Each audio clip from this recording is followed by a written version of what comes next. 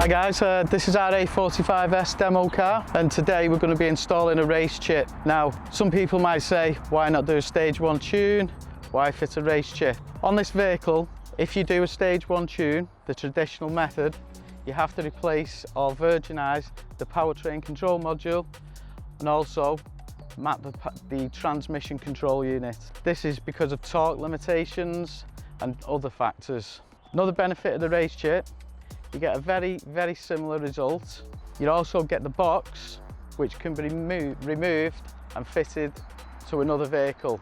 Different wiring looms are available for different vehicles, which makes the product very good value for money. So we'll get the car and we'll go in the workshop, get it on the ramp and get it fitted.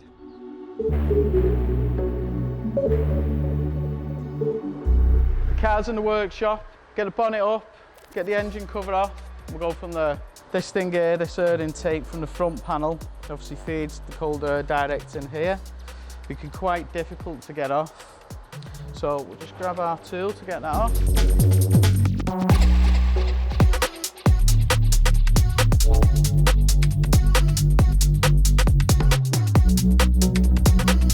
Okay, as you can see, we're feeding the wiring loom through with points A, B and C. We're just going to keep it as looking as factory as possible, route it down here, down to the boost pressure sensor, which goes behind the charge cooler, which we'll touch on again in a moment, going to the map sensor and to the camshaft sensor. Okay, just going to feed the wiring through. This is C that goes to the camshaft sensor. Okay, so we're going to remove the camshaft sensor original multi-plug from the Mercedes loom, as you can see. This is the sensor, this is the plug. We push the grey tab back, push down on it, pull it off gently, just move it to there. Now, this is the race chip wiring harness. It's wiring harness C, and C goes to the cam sensor. Okay, we're just going to feed it through this gap here nicely. At all times, trying to keep it neat and tidy, away from anything hot. As you can see, connector C on the race chip wiring harness. The race chip plug goes into the cam sensor. Okay, push it on, you hear it click, push your grey tab in. That's locked on now, good tight connection. So this is the original Mercedes harness we disconnected from the cam sensor earlier. That has now got to plug into the race chip loom. As you can see, you cannot get them the wrong way round. Push it on, you hear it click, push the locking tab in. It's that easy. We're on to connection point B now, which is the map sensor. We're going to plug this into the race chip harness again, as the camshaft sensor, the same operation. We'll remove the original Mercedes-Benz plug in the same way. Okay. We then set the race chip wiring harness. Again, this will only go on one way. Plug it into the sensor. Be a bit fiddly sometimes. There we go. Push, you hear the click, it's important. Push the grey tab in. Okay. Race chip harness, original Mercedes harness. Okay. Plug them together. Click. Push the tab in. That's job done for the map sensor, cam sensors. We're now going to move on to connection point A, which is the boost pressure sensor on the charge cooler. We're going to raise the vehicle up on the ramp, we're going to remove the under tray. So first things first, vehicle raised in the air, remove these 13mm headed bolts and then remove the under tray. Okay, you can see here, this is a charge cooler, a mild charge cooler. These are the lower brackets for the charge cooler here, with the E10s on, there's 4 of them. As you can see, the access is very tight. Okay, there's also 2 more E10s in the body of the charge cooler mounted to the engine block. So when we did the install, we removed the engine fan just to give us a little bit more access, so you can tilt the charge cooler to 45 degrees after slackening off the boost pipe clips. Just makes the job far nicer. You can install it professionally, it's cleaner, you can route the cable. The job can be done without removing the fan, but it takes quite a lot of work, twisting your arms, somebody with really small hands to get in there to just undo the clips. Okay, vehicle's back on the floor, under tray back on, all the wiring harness is routed, all the sensors are connected. Again, keeping it nice, tidy, away from any heat. Route it so it looks factory. I use that word a lot, but I like it. So this is the deactivation plug. Okay, you pull the purple clip out, remove the plug. Easy. It's a really good idea to leave the deactivation unit inside the vehicle, just in case there's ever any issues. And it's dead simple to put in. Put it in, push the clip. Again, that you lay that click. So we'll remove it now. Okay, place it there. This is your RaceChip box. Okay, GTS 5. Nice looking thing when you look at it, quality. So now we're going to clip in the RaceChip box, the GTS 5. Again, see, you can't get it wrong. Push it in, purple clip.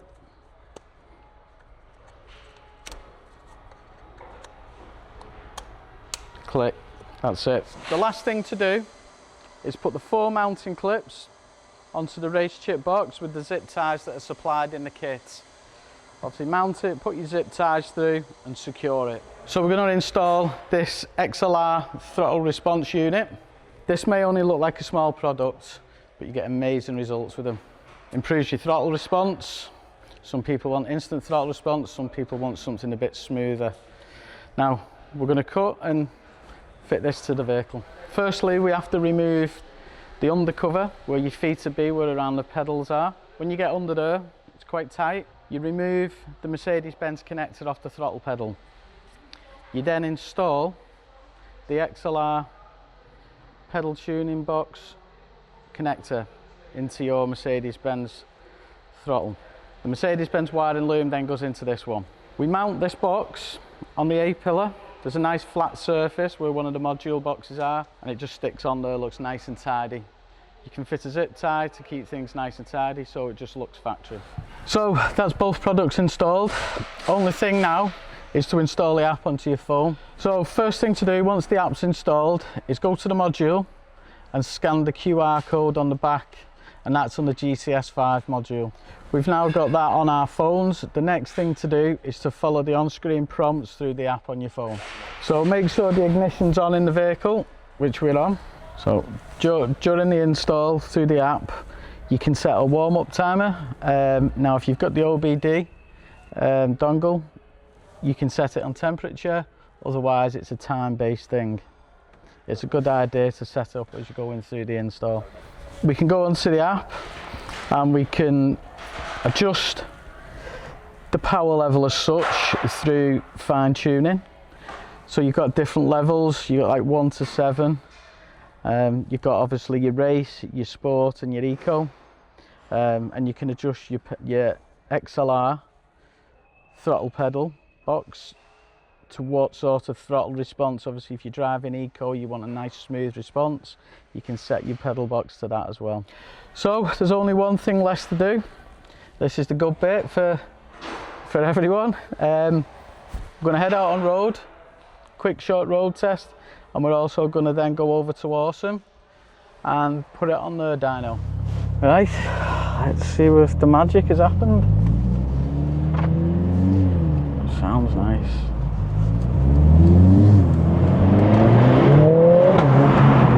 Whoa, that feels nice. Comes on boost well better there.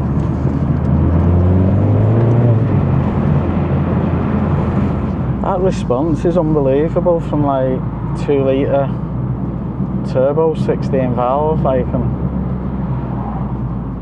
1900 RPM. It's on the torque I'm wanting to go. Shut the valves there, you can hear a little bit of a difference in that exhaust. Open it.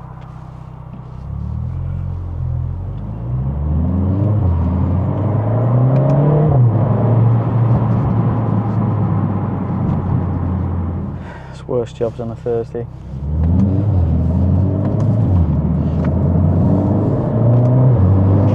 Wow, that torque is just so good. Crazy, what a difference.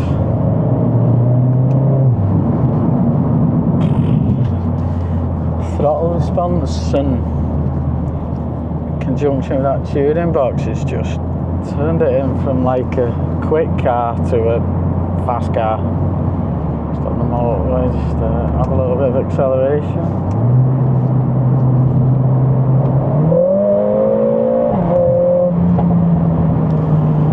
Wow. It's amazing how smooth it is. So I've drove this car quite a lot in standard form before we fitted the GTS and before we fitted the throttle pedal box. Come and try it. I guarantee you'll buy the product. The car's, like I say earlier, it's turned from a fast car into something that's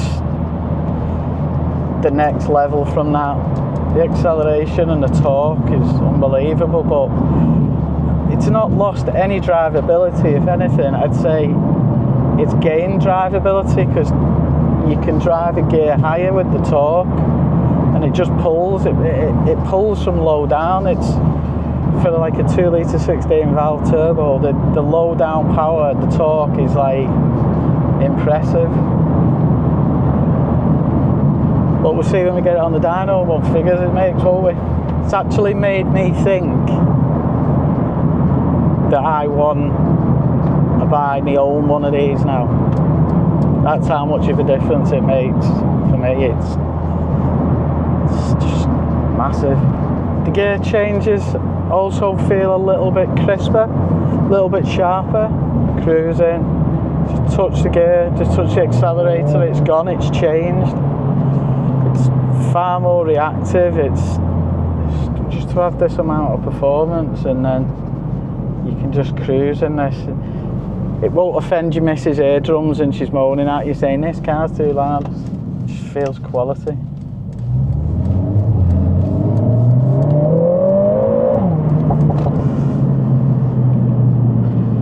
It's a beast.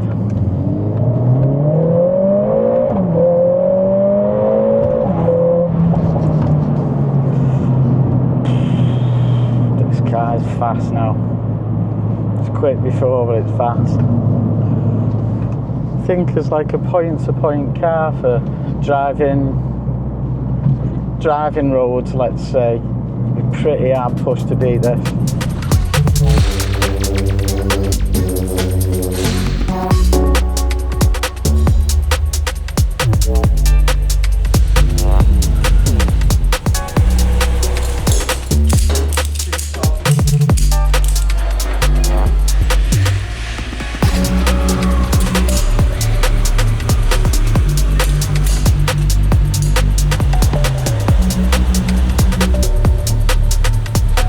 So we're over at Awesome. You see the fantastic dyno facility.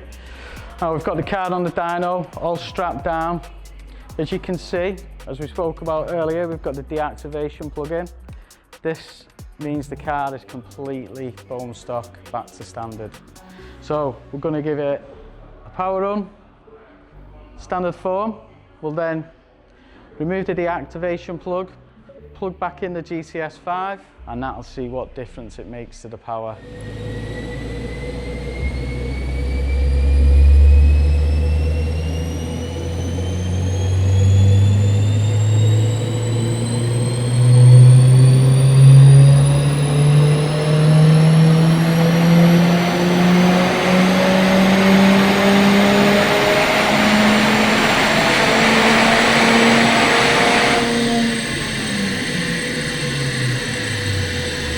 Right, we've just done the standard runs with the deactivation plug-in. As you can see, I'm just going to remove it. The car made stock power as we thought it would.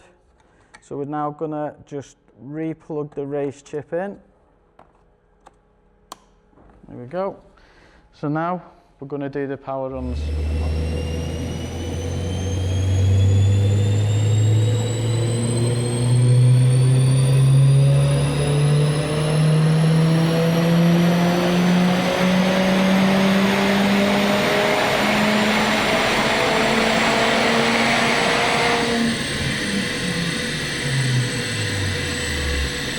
Okay, Okay, so that's the car finished on the dyno. It's made 455 horsepower.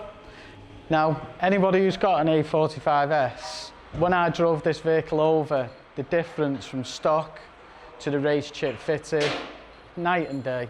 Throttle response, the way it comes on boost, so much nicer to drive. Anyone who's interested, who has one of these, who's serious about getting a RaceChip, I invite you to come down to Meistech and we can take you out for a drive. You won't be disappointed.